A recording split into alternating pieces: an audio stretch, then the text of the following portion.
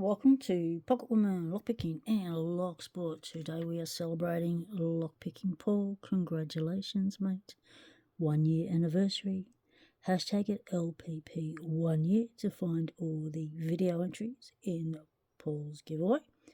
What Paul wants us to do is enter via a comment or enter via a video or both. The video entry is to demonstrate and show them our homemade tools, our homebrew tools. So to start off with, let's start off with these ones. Essentials. This is a core holder.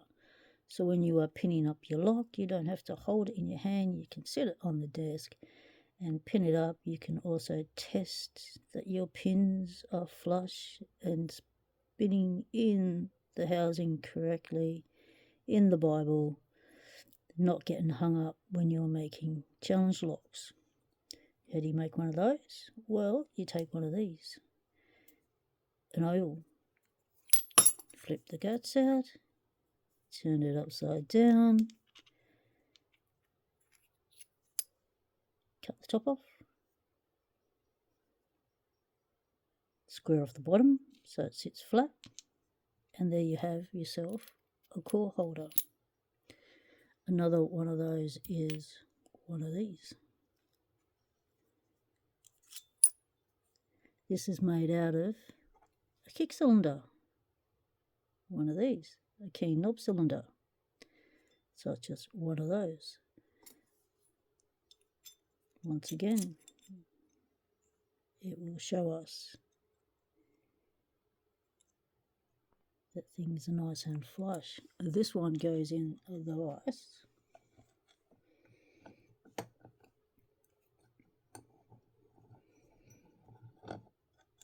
Like so. And to demonstrate its functionality, it enables you to be not having to keep picking up and leaning your core against something. You can just set your pins, set and forget, walk away, don't have to worry about it falling over in the lock lab. That is the core holder. The other tool I have made is the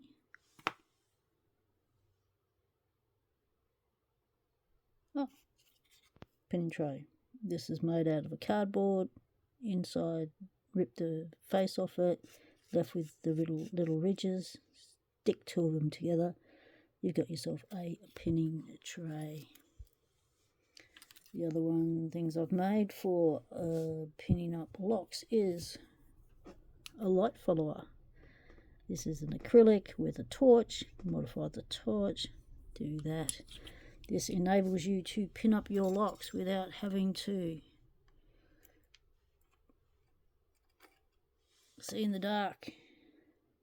So you pin it up nicely when you are doing your gutting and pinning of locks. You just use it like you would a normal follower, and you can see what's coming out and you can see what it's doing.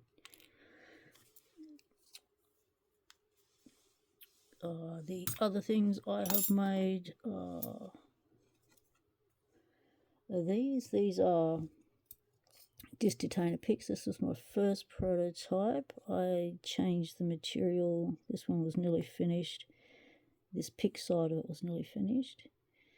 But I changed the material because I found out the stainless steel wasn't going to be as strong, and I didn't want to make a pick that wasn't going to work. So I scrapped and waited till I got a stronger material, which is this roll pin, and I have begun the process of making the tensioner and the pick for the classic alloy disc detainer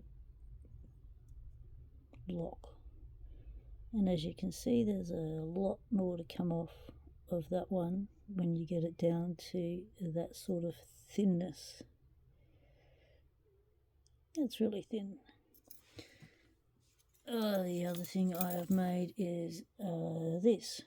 Now this is for challenge locks. So we need to engrave a challenge lock. Well, that is the commercial version. It's just like a spider scratched the surface, really. So to make that stronger, what I have done is made deep engravings. How that is done is you set it up in this stable base. You turn it to where you can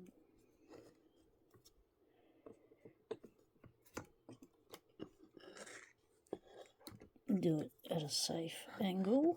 You've got no focus on the camera today, so it's a drill bit in a block of wood. This is a nice piece of rosewood, just happened to fit nice with everything. I haven't modified it or didn't even take the bark off it. That's just epoxy that came out of there. So it's a drill bit, grinded down, shaped, and then honed on a hone, and then use the same drill bit to drill the hole through the handle and pop it in, and you're away. You've got yourself a engraver. And how that works is like this.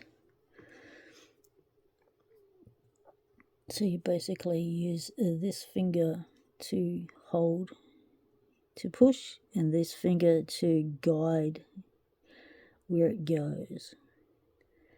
So you grab your biting angle and you dig in.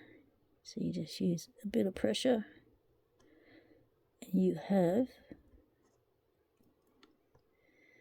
a nice deep groove.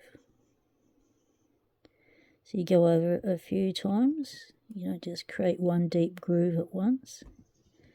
So it takes a few deep passes to get a deep groove, but that is how that works. So it does blunt, so you're constantly re-honing it a bit as you go to create that sharp edge. But yep, that's what that tool does. That's our engraver. So that's some of the tools that I've created to make life in the lock lab a lot easier.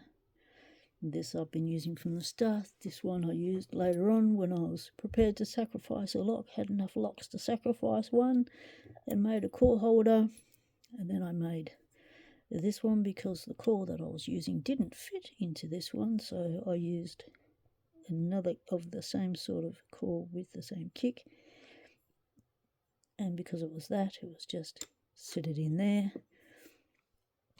The light followers I've been using since I found out about them, and I have been making these picks forever. Check out Lockpicking Paul, awesome picker, awesome member of the community, has a great mind for making tools and coming up with fantastic ideas and modifying things to make them even better. Lockpicking Paul, big congratulations mate, 1 year. Thanks for watching everyone. Link in the description below. Stay legal. Temptation is everywhere.